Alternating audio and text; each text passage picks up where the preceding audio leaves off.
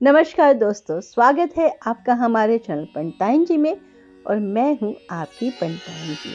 आज की वीडियो में आप सुनेंगे दशा माता की कहानी। जय दशा माता की। दशा माता की कथा प्रारंभ करने से पहले अपने हाथ में गेहूं के 10 दाने रख लें, क्योंकि जो भी स्त्री दशा माता का व्रत करती हैं उन्हें पूजा इत्यादि करने के बाद दशा माता की कुल 10 कथाओं को सुनना पड़ता है, तभी व्रत सफल हो पाता है। दशा माता की 10 कथाओं में से एक कथा है राजा नल और रानी दमयंती की। आज इस वीडियो में हम सुनेंगे राजा नल और दमयंती की कहानी। चलिए शुरू करते हैं दशा माता की कहानी। दशा माता की जय हो। किसी राज्य में राजा नल और रानी दमयंती रहा करती थी। राजा नल अपना साम्राज्य बहुत ही शान से और शांतिपूर्ण तरीके से चला रहे थे। रानी दमयंती भी बहुत सुख से नल के साथ अपना राजसिक जीवन व्यतीत कर रही थी। उनके राज्य में धन धान्य की कोई कमी नहीं थी और जनता भी राजा नल और रानी दमयंती से बहुत खुश थे और उनका बहुत सम्मान करते थे। एक दिन रानी को अपनी किसी दासी से दशा माता की महिमा की जानकारी मिली। उनकी दासी ने रानी दमयंती को दशा माता की महिमा के बखान करते हुए दशा माता की कथा और दशा माता की कहानी सुनाई। रानी दमयंती दशा माता की कथा सुनकर बहुत प्रभावित हुई और दासी से दशा माता की पूजा व्रत के विधि बारे में पूछने लगी। दासी रानी दमयंती को दशा माता की पूजा विधि और व्रत नियम आदि के बारे में पूरी जानकारी दे देती है और उन्हें दशा माता की कथा भी सुना देती है कि कहाँ पूजा के पश्चात आपको प्रतिदिन दशा माता की कहानी को सुनना है, तभी आपकी पूजा सफल होगी।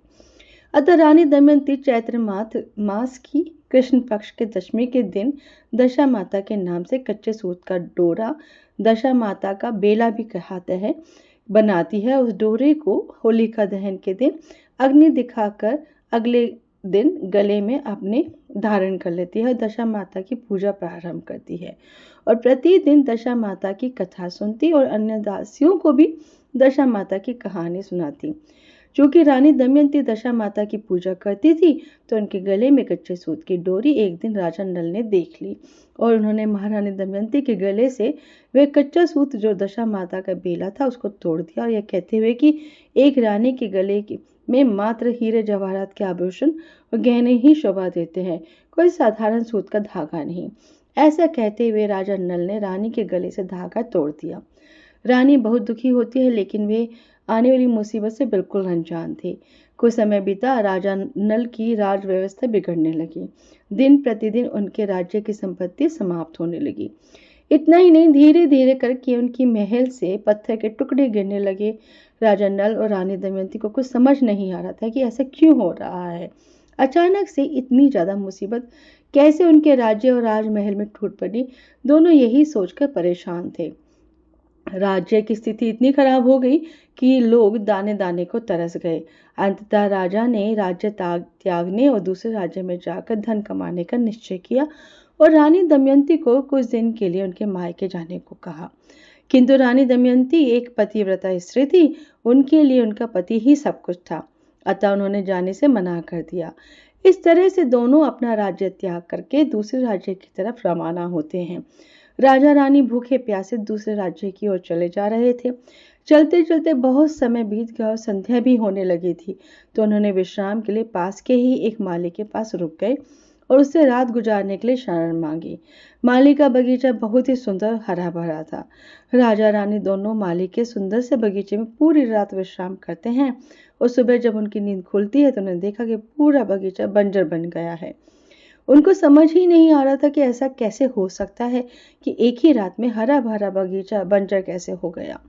तभी वहां माली आ जाता है और अपने बंजर बगीचे को देख राजा नल और रानी दमयंती को बहुत खरी खौटी सुनाता है और उन्हें वहां से जाने को कहता है।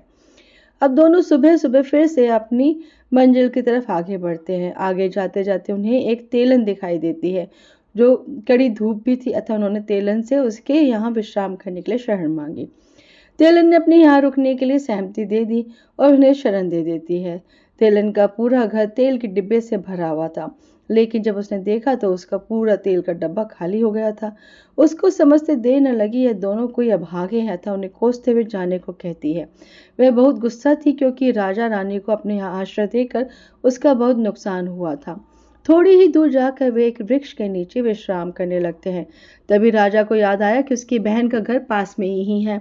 अतः राजा ने अपने यहाँ वृक्ष के नीचे होने की खबर अपनी बहन के घर तक पहुंचाई। राजा की बहन दोनों के लिए रोटी और प्याज के टुकड़े अपने एक सेवक के हाथ उन तक पहुंचा देती है। राजा रानी रोटी देखकर उसे खाने के बजाय उसे वहीं जमीन में गाड़ देते हैं और आगे बढ़ते हैं।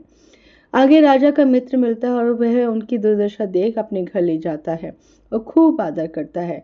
तभी उनके घर में एक मोर आता है और घर की खूंटी पर लटका हुआ मोर एक स्वर्ण के हार को निगल लेता है, जिसके बारे में किसी को खबर नहीं होती है।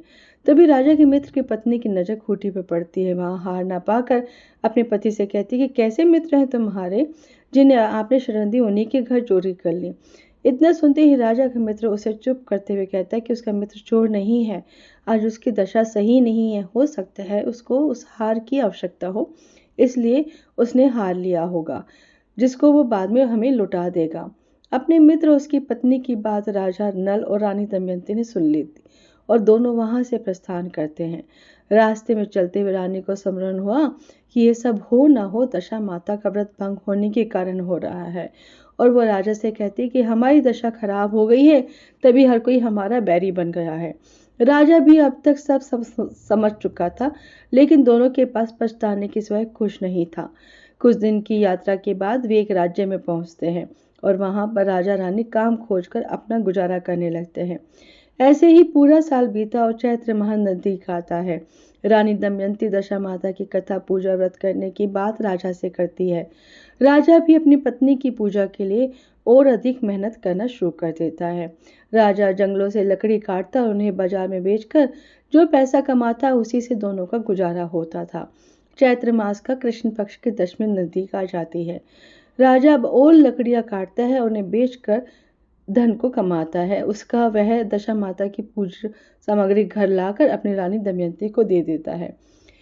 रानी होलिका के दिन कच्चे सूत का डोरा अर्थात दशा माता का बेल बनाती है और उसे अपने गले में धारण करती है। इस तरह रानी दमयंती दशा माता की कथा पूजा व्रत प्रारंभ करती है। अब धीरे धीरे उनकी दशा में सुधार होने लगा था। एक दिन राजा की लकड़ियां चंदन की निकली, जिसको बेचकर वह बहुत धन घर लाता है और पत्नी के साथ दशा माता की कथा पूजा करता है। ऐसे करके दिन बीतते गए और अब राजा बहुत धनवान हो गया था। अतः अब पुनः अपने राज्य वापस चलने का विचार करता है और इस तरह दोनों राजा रानी अपने राज्य की तरफ रवाना होते हैं। रास्ते में उसके मित्र का घर दिखता है और वह वहां उसके पास जाता है और भोजन करके विश्राम करता है। तभी वह मोर घर में वापस आता है और जो सोने का हार उसने लिया था उसको उगल के चला जाता है। राजा मोर का हार उगलते देख अपने मित्र को बुलाता है। अतः मित्र अब समझ जाता है कि उसे अपनी पत्नी पर लज्जा आती है। राजा का मित्र उससे अपनी भूल के लिए क्षमा मांगता है और राजा उसे अपने गले से लगाते हुए बोलता है कि इसमें तुम्हारा कोई दोष नहीं है, मेरी दशा ही खराब हो गई थी, इसलिए तुमने ऐसा कहा। राजा अब रानी के साथ आगे बढ़ता है। उसे अपनी बहन का राज्य दिखाई देता है। राजा उसी वृक्ष के नीचे जाता है जहां उसकी बहन ने रोटी दी थी, जिसको राजा ने जमीन में गाड़ दिया था। राजा और रानी जब उस स्थान को होते हैं, उन्हें वहां हीरे जवाहरात मिलते हैं। अतः राजा उनको निकाल कर अपनी बहन से आता है। बहन को उपहार देने के बाद राजा रानी के साथ अपने राज्य की ओर बढ़ता है। शाम होते होते वह उसी तेलन के पास पहुंचता है, उससे विश्राम करने के लिए मदद मांगता है। क्योंकि बहुत दिन हो गया था तो तेलन उन्हें पहचान नहीं पाती और उन्हें आश्रय देती है। सुबह जब नींद खुली तो वह आश्चर्यचकित हो गई, क्योंकि जिस गोदाम में तेल ना राजा रानी ने विश्राम के लिए रोका था उसमें तेल की खाली टीनें थी जो अब पूरी भर गई थी। तब राजा उसे बताता कि वे दोनों वही अभागे हैं कुछ दिनों पहले जिनके चरण मात्र पड़ने से उसका पूरा गोदाम खाली हो गया था, लेकिन आज दशा माता की महिमा के कारण तुम्हारा गोदाम पुनः पहले जैसा हो गया है। अब राजा पहुंचता है उस बगीचे पर जहां उनके रुकने से पूरा बगीचा बंजर हो गया था। लेकिन राजा के पहुंचते ही माली का बगीचा और भी ज्यादा सुंदर और हरा भरा हो जाता है, जिससे माली राजा की जय जयकार करता है और उन्हें विदा करता है। अब राजा अपने राज्य में प्रवेश करते हैं। राजा नल और रानी दमयंती को देख पूरा प्रदेश हर्ष और उत्साह से भर जाता है। चारों तरफ खुशियों का माहौल छा गया। ऐसा प्रतीत हो रहा था जैसे दीपावली हो। राज दरबार के सभी सदस्य जनता अपने राजा रानी का स्वागत अभिनंदन करती हैं। इस प्रकार राजा नल के साम्राज्य में पुनः खुशहाली पहले जैसी हो जाती है। रानी दमयंती दशा माता की कथा व्रत करती रही और अपने पूरे प्रजा को भी दशा माता की कथा और व्रत पूजा पाठ करने को कहती है। हे दशा माता, जैसे आपने राजा नल और रानी दमयंती की दशा बदलकर उन्हें सब प्रकार के सुख समृद्धि का आशीर्वाद दिया, ऐसा आशीर्वाद इस कहानी को सुनने वाले, सुनाने वाले और हुंकारा भरने वाले को भी देना। दशा माता की जय हो। दोस्तों, जैसे हमारे दादा दादी के समय में हर त्योहार और व्रत कथा सुनाने के लिए पंडिताइन जी होती थी, ठीक उसी तरह से मैं हूँ आपकी ऑफिशियल पंडिताइन जी।